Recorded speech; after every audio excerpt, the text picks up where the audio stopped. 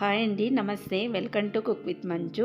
ఎలాంటి పప్పుల అవసరం లేకుండా ఇన్స్టెంట్గా పచ్చి కొబ్బరితోటి దోశలు కాంబినేషన్ పల్లి చట్నీ ఎలా చేయాలో చూద్దాము. ఇక్కడ నేను ఒక గ్లాస్ దాకా రైస్ తీసుకుంటున్నానండి. ఇలా తీసుకున్నాం కదా రైసు. ఈ రైస్ని మనం వాటర్ వేసేసుకొని మంచిగా 1 లేదా 2 సార్లు కడిగేసుకోవాలి. ఇలా చేయితోటి రఫ్ చేస్తున్నట్టుగా అనుకుంటూ మంచిగా నీట్గా కడిగేసుకొని మళ్ళీ వాటర్ పోసుకొని 1 గంట సేపు అయితే కంపల్సరిగా నానబెట్టేసుకోవాలండి. పచ్చి కొబ్బరి ఒక చిప్ప తీసుకున్నాను. వెనకాల బ్రౌన్ పార్ట్ తీసేసి ముక్కలుగా కట్ చేసుకోవాలి. ఇలా కట్ చేసుకున్న ఈ కొబ్బరిని మిక్సీ జార్లోకి వేసేసుకోండి.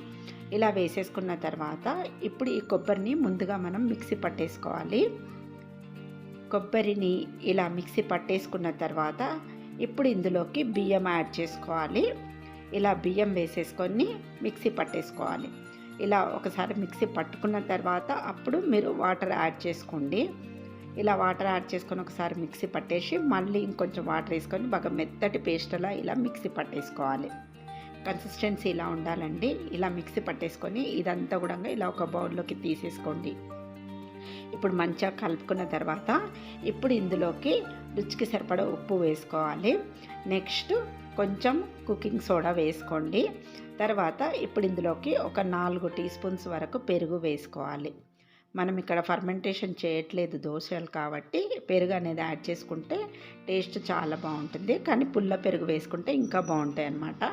ఇప్పుడు కొంచెం వాటర్ని అడ్జస్ట్ చేసుకోవాలి దోశ వేసుకునేందుకు. ఇలా మంచిగా కలుపుకొని మూత పెట్టేసుకొని 1 గంట సేపు అయితేనంటే పక్కన పెట్టేసేయండి. ఈలోగా పచ్చడి చేసుకుందాం. ఇప్పుడు కొంచెం ఆయిల్ వేసుకొని జీలకర్ర వేసేసుకోవాలి. తర్వాత 1 కప్పు దాకా పల్లీలు వేసుకొని మంచిగా వేపుకోవాలి. పల్లీలు మంచిగా వేగిన తర్వాత అప్పుడు మనం ఇందులోకి ఎండుమిర్చి వేసుకోవాలి. ఎండుమిర్చి ముందే వేసుకున్నామంటే మారుతుందండి. ముందు పల్లీలు వేయించుకున్న తర్వాత ఎండుమిర్చి వేసుకోండి. ఇలా మంచిగా వేయించుకున్నాక మిక్సీ జార్లోకి వేసుకొని ఇందులో కొన్ని వెల్లుల్లి వేసుకోవాలి. రుచికి సరిపడా ఉప్పు వేసేసుకోండి. తర్వాత ఇక్కడ చింతపండు నానబెట్టేసుకొని పెట్టేసుకోవాలి. కొద్దిగా వాటర్తో సహా ఈ చింతపండు వేసేసుకోండి. ఇలా వేసేసుకున్న తర్వాత మిక్సీ పట్టుకున్న తర్వాత అప్పుడు మీరు కొంచెం వాటర్ వేసుకోండి పచ్చడి కోసము. ఇలా వేసుకొని మిక్సీ పట్టి ఇందులో కొంచెం బెల్లం వేసుకోండి అండ్ కొంచెం కొత్తిమీర వేసేసుకోండి.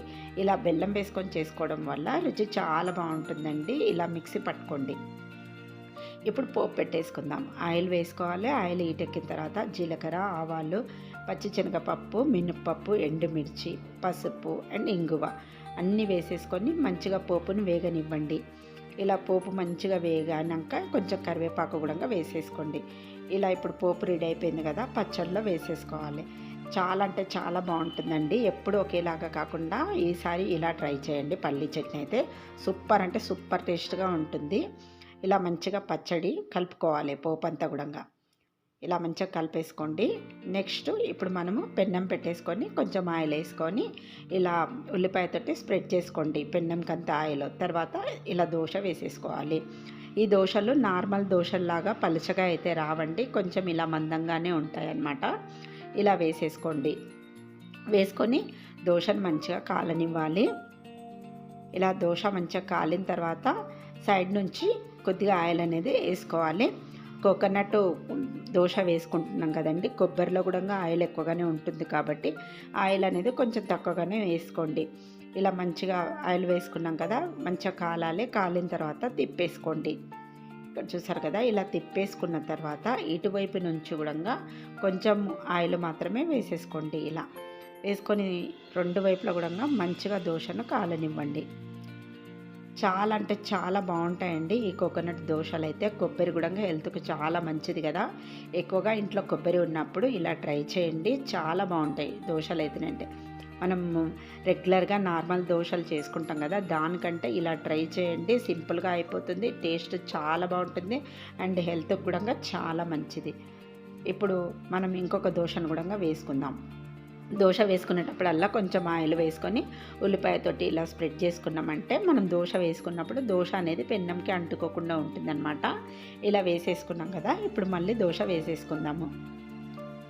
ఒక గరిటె పిండి తీసేసుకొని ఇలా వేసేసుకోవాలి.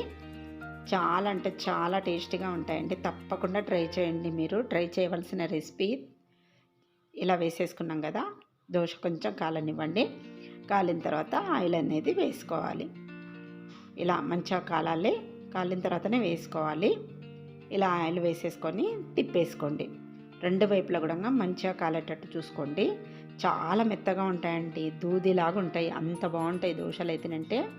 చిన్నపిల్లలు అయితే చాలా చాలా ఇష్టంగా తింటారు. ఇక్కడ చూసారు కదా, ఇటు నుంచి కూడా కొంచెం ఆయిల్ అనేది వేసేసుకోవాలి. ఇలా వేసేసుకొని మంచిగా కాల్చుకోవాలి. రెండు పక్కల కూడా ఇలా మంచి కలర్ వచ్చేటట్టు కాల్చుకోండి. మరీ క్రిస్పీగా కూడా కాల్చొద్దండి, కొంచెం మెత్తగానే ఉండాలి ఈ దోశలు అనేది, అప్పుడే టేస్టీగా ఉంటాయి. చూసారు కదా, ఇలా కాల్చుకోవాలి. ఇప్పుడు మనకు ఈ దోశ కూడా రెడీ అయిపోయింది కదా. ఇప్పుడు ఈ దోశలంతా ఒక ప్లేట్లోకి తీసేసుకుందాము. ఈ చట్నీ అయితే ఈ దోశకైతే సూపర్గా ఉందండి. కాంబినేషన్ అయితే ఎప్పుడు ఒకేలాగా కాకుండా ఒకసారి ఈ చట్నీని ఇలా ట్రై చేయండి. చూసారు కదా దోశ అనేది ఎంత మెత్తగా వచ్చిందో, చాలా చాలా బాగుందండి.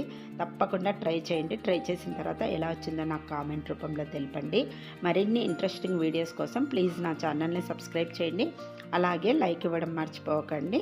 వీడియో నచ్చితే మీ ఫ్రెండ్స్కి రిలేటివ్స్కి కూడా షేర్ చేయండి. ప్లీజ్ అండి, సపోర్ట్ చేస్తూ ఉండండి. Thanks for watching my video.